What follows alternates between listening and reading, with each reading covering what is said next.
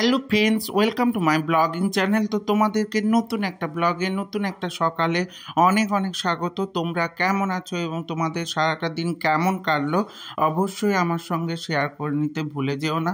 তো আমরা দেখো ওমকারের বার্থডেতে চলে গেছিলাম, মানে আমাদের ছোট বাবার বার্থডেতে চলে গেছিলাম। তো এটা হচ্ছে কার বার্থডে তো আগেও বলেছি, আগের ব্লগটা দেখলে দেখতে পারবে। তাও আর একবার বলে দিচ্ছি, এ কিন্তু আমার পাশের ফ্ল্যাটে একটা ছোট্ট বাচ্চা। তো এ কিন্তু আমাদের খুব আদরের এবং খুব প্রিয়ও বলতে পারো। ও খুব পছন্দের, আমাদেরকে খুব পছন্দ করে। তো ওর বার্থডেতে চলে গেছিলাম, আর আমার লাইভ থাকার জন্য আমি একটু তাড়াতাড়ি খেয়ে নেব বলে আমরা কিন্তু তিনজনেই খেতে বসে গেছি।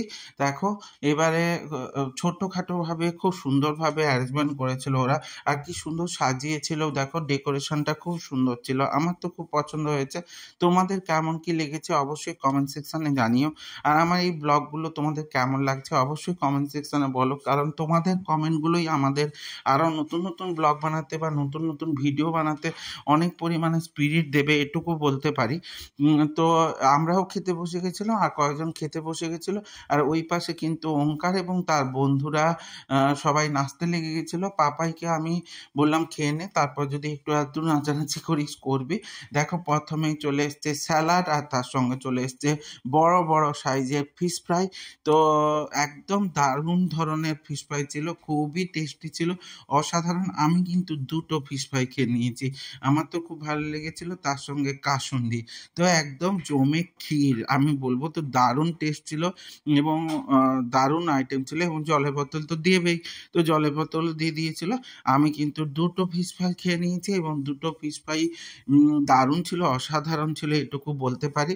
আর তোমরা কে কে ফিশ ফ্রাই খেতে ভালোবাসো বলো? আমার তো ফিশ ফ্রাই একদম পছন্দের খাবার বলতে পারো। তো তাই একদম ছাড়া যাবে না। তো দুটো ফিশ ফ্রাই তো নিয়ে নিয়েছি। আর এই ব্লগগুলোর মাধ্যমে দেখো অনেক কিন্তু স্মৃতিও তৈরি হয়ে যায়, তোমরা সেটা ভালো করে জানবে।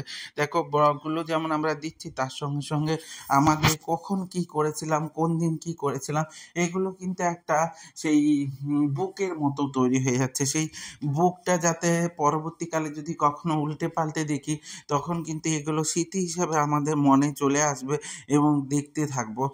তো আর স্যালাডের সঙ্গে এই ফিশ ফ্রাই আলাদাই একটা মজার খাবার বলতে পারো। তো তোমাদের যাদের যাদের পছন্দ তারা কিন্তু কমেন্ট সেকশানে জানাতে ভুলে দিও না যে তোমাদের কার কার ফিশ ফ্রাই ভালো লাগে এবং কোনখানে কোনখানে ফিশ ফ্রাই ফেমাস, সেটা একটু জানিয়ে দিও। তারপরে চলে এসেছিল ফ্রায়েড রাইস। তো ফ্রায়েড রাইস মানে মিক্স ফ্রায়েড রাইস ছিল, একদম ভেজ ছিল। মিক্স মানে আবার ভেবো না, তো ভেজ মিক্স ফ্রায়েড রাইস ছিল। তো একটু একটু পনিরও ছিল, তার সঙ্গে কিন্তু কাজু বাদাম কিশমিশ সব দিয়ে কিন্তু খেতে দারুণ হয়েছিল। তবে বলবো আমার তার থেকেও বেশি ভালো লেগেছিল যেটা, সেটা হচ্ছে এই ফুলকপির তরকারিটা। তো ফুলকপির এই তরকারিটাও কিন্তু অসাধারণ হয়েছিল, এর সঙ্গেও কিন্তু তোমার ফ্রায়েড রাইসটা খেতে অসাধারণ লাগছিল। তো তারপরে চলে এসেছিল কিন্তু মাটন, আর মাটন আর তার সঙ্গে ফ্রায়েড রাইস, দুটো তো একদম কম্বিনেশন দারুণ। যারা যারা মটন খেতে ভালোবাসেন তাদের জন্য চিকেনও ছিল, পনির ছিল।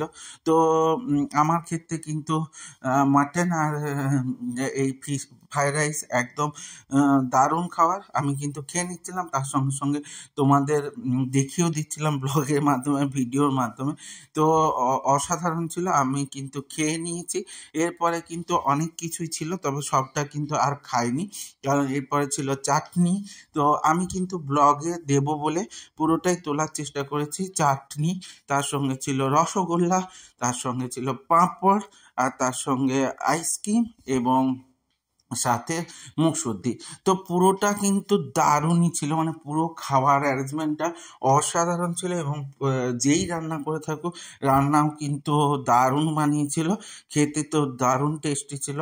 তো পুরো অনুষ্ঠানটা কিন্তু দারুণভাবে আমাদের কেটেছিল এবং প্রচুর আনন্দের সঙ্গে কেটেছিল, আমার কিন্তু ভালো লেগেছে।